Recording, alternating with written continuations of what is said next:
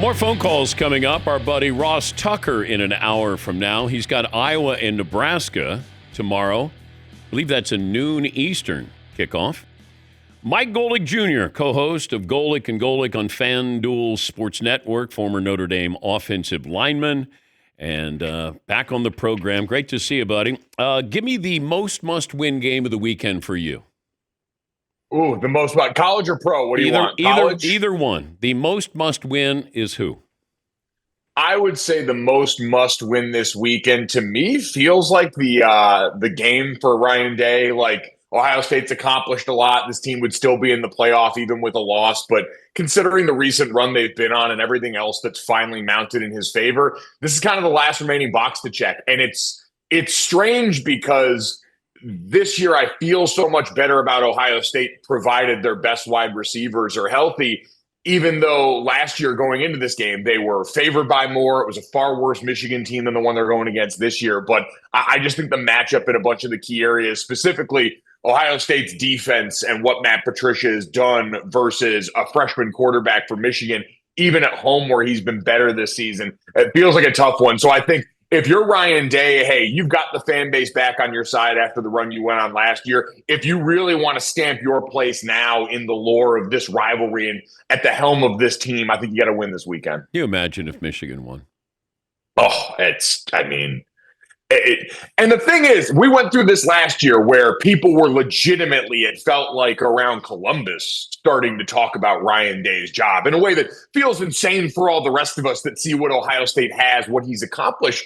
But you understand those games mean more, and those pain points in these rivalry series are always tough to come by. So, yeah, I don't know what it would do. They're not going to do any of that because he won the championship and still could this year. But it just would make things really awkward at the Thanksgiving dinner table this year and next year if it happened. Now, you were, of course, were an offensive lineman at Notre Dame and probably, keep an eye on Notre Dame far more than most of us. But I'm wondering if the style of running the football to a national title, can they do that? I think they can, and I think doing that is easier because you also have a quarterback that's now been able to stretch the field in a way that's different. Like last year, Dan, looking at Notre Dame when Riley Leonard was the quarterback, that was hey, there are no frills and no questions about how we're going to do this. We're going to hand the ball off a bunch to these running backs. Our quarterback, when we get into 4th and 1, is going to be a human battering ram, and he's even going to erase the edges. I think back to the Georgia game last year in the CFP run for Notre Dame, where Riley Leonard gets through the perimeter and against SEC caliber, NFL caliber athletes like Jalen Walker, who is going to go on against the Falcons, he's erasing the edge against them and finding the perimeter. So that team I said it was masters of the obvious last year for Notre Dame and everything they did. This year, there's a little bit more sleight of hand because CJ Carr's come in and stretched the field for this team. The explosive play rate, their ability to hit downfield with players like Malachi Fields, the transfer wide receiver from Virginia,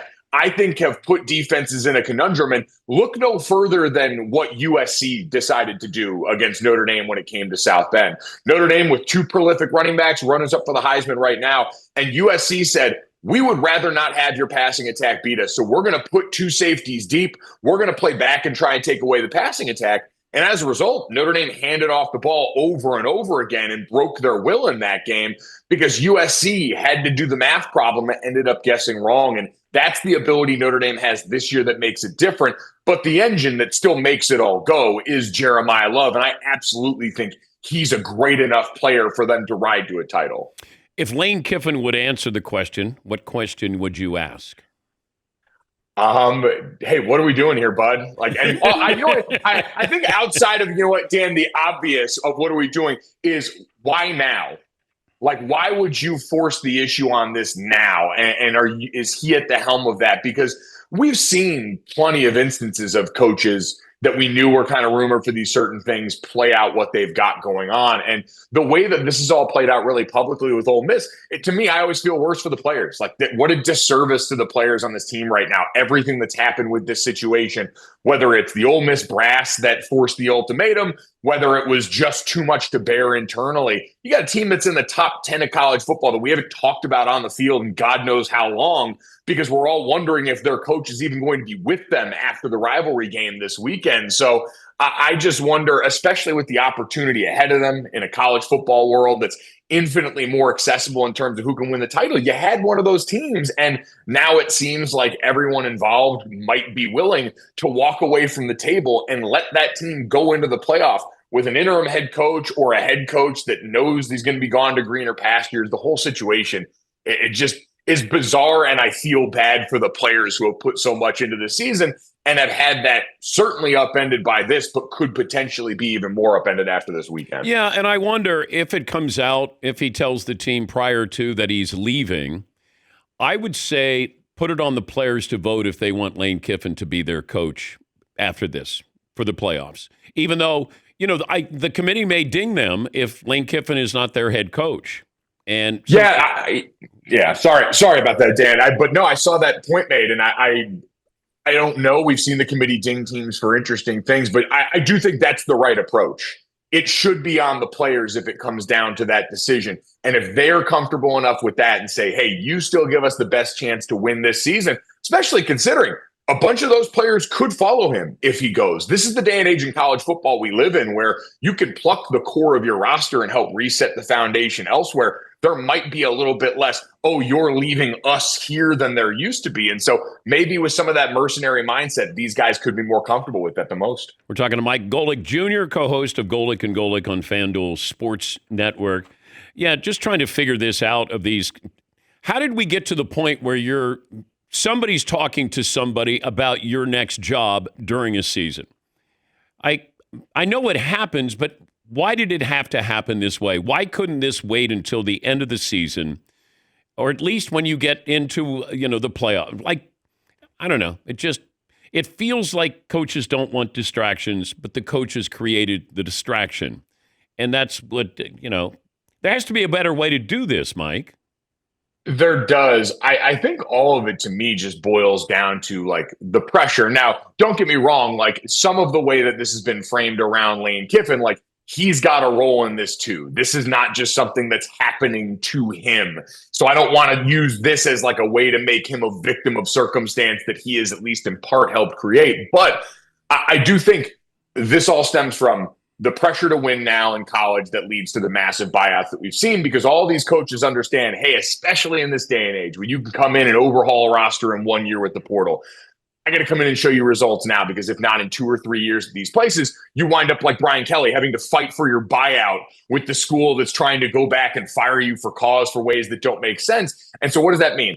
I have to get in because the transfer portal window used to open during the playoffs in December and now opens in January. So we've got to get a head start on that class. I've got to get a head start on recruiting the next group of guys that are going to be in high school and just get the things going here at a time where we've created more postseason than ever before. So it's going to affect more games when you pull out and do that. And so I think all of that urgency of, hey, if I'm going to take this next big opportunity, forever's got to start tonight. We've got to get going on this now, because if we don't, we're already behind this ever churning machine. And if you fall behind too far, now all of a sudden you're the guy with the massive buyout getting ready to go on College game day. Help me understand this. I know we want to protect the NFL players. We've changed the kickoff rule. Do we not want to protect the college players? Why don't we have the same kickoff formation in college as we do in the NFL? Dan, it's a great question, and I have no idea. College, in so many ways, is resistant to doing things anywhere close to the NFL level in weird little bits of minute details, and I'd agree. Now, maybe the people at large in college, although it's not like you've got an NFLPA in college that can commission studies, and the NFL central body, no one runs this in college football. And so maybe the conference heads can do it within the Big Ten or the SEC or the ACC, but there's no one here that's going to amass the data that cares enough about it to then try and get it implemented across the whole sport. This is part of the difficulty in college football of having no one in charge of anything that's going on. Because you're right, if that at the highest level of football is something they felt was necessary in one of the most violent plays of the sport, then it would, to me, make an overwhelming amount of sense for player safety reasons, for continuity reasons, for these guys going to the next level. Your job's to win games in college, but I do think if you can do it in such a way that helps prepare guys for the biggest job interview of their life, hey, that's probably not a bad deal either overall structurally. So your guess is as good as mine. At your peak, could you take down a turkey dinner? Oh yeah, absolutely. At my peak, I was a bottomless pit. I was a bunch of raccoons in a trench coat, not just one. So yeah, no, I was about that life. But then you got your dad and your brother Jake is even bigger than you guys. Yeah, it was a competition for resources at the table every year in the Golic family Thanksgiving. Like there was no room for manners or decorum. You just had to get in there and get what you thought was yours, establish dominance at the table, or else you were going to be sitting there with a plate that was lacking around everybody else who was enjoying themselves. So I like to think that was where the competitive fire was born, not on any athletic field, but just having to scrap it out for food at home. Happy Thanksgiving. Good to talk to you. Thank you, Mike. Happy Thanksgiving, Dan. Appreciate That's you. Mike Golic Jr., co-host of Golic and Golic on FanDuel Sports Network.